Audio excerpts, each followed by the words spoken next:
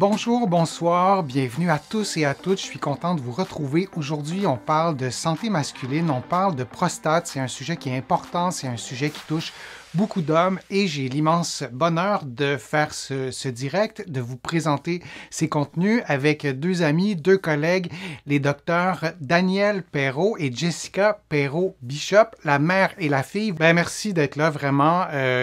C'est un sujet qui est important. Vous êtes deux médecins de famille, vous rencontrez des gens qui ont des problèmes de prostate ou qui ont des questions liées à la prostate. Donc, on va répondre à ces questions-là. Mon mari ne veut pas se faire opérer pour la prostate, il a peur. J'imagine que l'internaute aurait pu vraiment allonger sa question, mais que peut-on lui dire pour le rassurer? Quand on parle de chirurgie, c'est parfois assez émotif aussi, on a peur, tout ça. Oui, Puis en même temps, quand on parle de chirurgie, si je parle de mon champ d'expertise à moi, tout ce qui touche le musculo-squelettique, ça a tellement évolué dans voilà. les dernières 10 années même. Donc, en ce qui concerne la prostate, j'imagine que c'est la même chose. Qu'est-ce qu'on peut dire à cette femme-là qui, on peut comprendre que le mari aurait presque envie de le faire, mais il y a des craintes. On peut comprendre Oui. aussi que c'est nécessaire. Évidemment, il y a toute cette conversation-là qu'il faut avoir avec son médecin, son chirurgien, si on est prêt à le faire, puis tout ça. Mais à partir du moment qu'on se dit oui, ça serait bien, puis on ne veut pas le faire, qu'est-ce qu'on pourrait dire à cette femme-là et à cet Mais homme-là aussi pour les voilà, rassurer? voilà, mais là, ici, on parle vraiment d'hypertrophie, d'hyperplasie de la prostate. On n'est pas dans le cancer. On est Tout à vraiment fait. quelqu'un qui a des symptômes. Ouais. Et donc, il y a trois raisons pour lesquelles le patient, c'est qu'il faudrait voir ceux qui veulent avoir la chirurgie. C'est des gens pour lesquels les médicaments n'ont pas fonctionné ou pour lesquels qui ne veulent pas entendre parler de médicaments et puis qui ont souvent des complications, des rétentions urinaires, etc., des infections. Donc, la chirurgie est là pour ça. Et ça reste un choix du patient de le faire. Il y a un peu raison le patient dans le sens que pendant plusieurs années, et moi, encore là, je retourne dans mon temps, là, c'était des chirurgies qui enlevaient beaucoup de prostate, puis on avait des effets secondaires au niveau de troubles Mhm. érectiles et Érectile. aussi d'éjaculation rétrograde. Alors, on allait chercher une grosse partie de la prostate, ce qui fait qu'on abîmait les orifices qui permettent au sperme de sortir de la prostate de bonne Éjaculation façon. rétrograde, c'est quoi, Daniel? Alors, c'est ça. Alors, quand on avait, au début, on avait peut-être, on va peut-être pouvoir insérer une image, mais quand vous regardez votre prostate, à quoi elle sert? C'est donc il y avait, oui, celle-là. Alors, regardons bien. On a la vessie. Plus bas, on a notre prostate.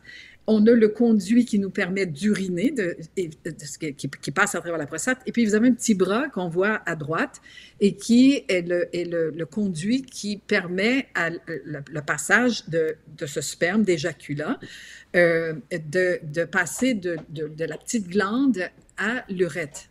Et quand vous enlevez trop de prostate ou de tissu de prostate, ben, ce petit conduit-là est perturbé, il ne se fait pas de bonne façon. Alors, au lieu de diriger l'éjaculat vers la sortie, l'éjaculat ou le sperme arrive dans l'urètre et puis monte vers la vessie. Alors, c'est ce qu'on Hmm. appelle une éjaculation OK. rétrograde. D'accord. Donc, et ça, c'était des prix à payer. Il y avait des effets secondaires, là. C'est soit qu'on est toujours à se lever 5 fois par nuit, on a beaucoup, beaucoup de symptômes, puis là, on doit avoir la chirurgie. Puis, pendant longtemps, pour les hommes, le prix à payer, c'était justement ces effets secondaires de la chirurgie. Or, aujourd'hui, on a des méthodes, on a des interventions qui se sont raffinées, qui vont enlever strictement la partie nécessaire. On ne va pas monter en haut de la prostate pour finalement perturber l'orifice du liquide des glandes séminales. Et donc, on a une grande avancée avec beaucoup moins de ces effets secondaires-là. Là, on mentionne MIST. MIST, qui est une intervention très, très ciblée avec des techniques, ça existe depuis plusieurs années, mais c'est pas tout à fait disponible partout. C'est dans des centres universitaires, dans des cliniques privées. Alors là, ça permet vraiment de conserver ces fonctions sexuelles de façon beaucoup plus intègre. La seule chose, c'est que toute chirurgie doit être répétée plus tard, dans 5 à 15 des cas. mais on a beaucoup avancé dans les façons de faire, là. Moi, je me souviens quand j'étais étudiante en médecine, là, c'est comme si on arrivait avec une drille par le pénis et puis là, on fait zing, zing, zing, puis on enlevait la prostate, là. Mais Ça, là, c'est on le bout, avance ça, c'est le bout aujourd'hui. qu'on va couper, qu'on mentionnera pas à la personne qui a posé la Ça peut question. faire peur. Oui, c'est ça. Non, non. Alors maintenant, c'est vraiment des méthodes qui sont moins invasives, sous anesthésie locale. Alors, je pense que on peut avoir confiance avec les nouvelles approches. C'est des avancements importants là, pour la santé des hommes, là. Et ça reste un Ouais. sujet controversé, comme on le voit aussi sur la diapo, Jessica. Ah, tout à Euh, fait. En fait, ben, c'est ce qu'on cherchait nous-mêmes, c'est qu'on a, nous, des lignes directrices en médecine familiale. On a les spécialistes qui ont aussi leurs lignes directrices, mais ça reste toujours très controversé au niveau du dépistage du cancer. Et veut pas, c'est ça, je pense, puis je vois un peu dans le chat, merci tout le monde pour vos commentaires, vos questions. Je vois qu'il y a quand même des gens, soit aux prises eux-mêmes ou qui connaissent des gens qui ont le cancer de la prostate. C'est quand même un cancer qui est connu, hein, qui est quand même fréquent, qui est là. Et ça, je pense que ça frappe le côté personnel et la charge émotive qui va venir avec ce type de dépistage-là. On va vouloir le faire parce qu'on a justement peur, parce qu'on veut pas se retrouver dans le même état qu'un proche. Donc, ça, je sens beaucoup d'anxiété des hommes en bureau qui nous demandent des questions. Et quand on parle de ligne directrice, l'expression ligne directrice, on en retrouve partout en médecine, en physio, partout. C'est vraiment des recommandations qui ne sont pas inventées. Là. Ça s'appuie sur des données probantes. Alors, quand on a des lignes directrices, pas qui se contredisent, mais qui ne disent pas exactement la même chose, c'est à dire à quel point tout n'est pas clair, tout est pas, on ne peut pas établir la ligne directrice pour tout le monde la même chose. Et ça évolue dans le temps aussi. Tu le disais, Daniel, il y a quelques décennies, c'était autre chose.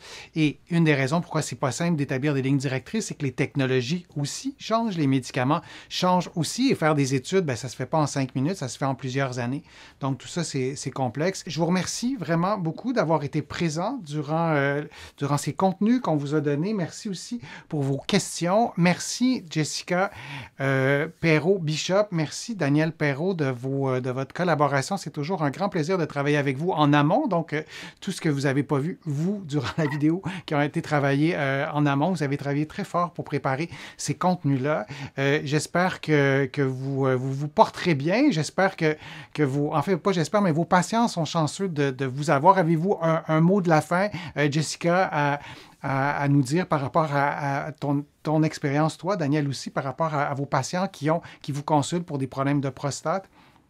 Ben, en fait, moi, je dirais juste, soyez pas gênés d'en parler. Puis, il faut pas que ça devienne tabou de parler de votre prostate et de vos symptômes urinaires. C'est pas nécessairement normal d'avoir des symptômes, donc il faut en parler.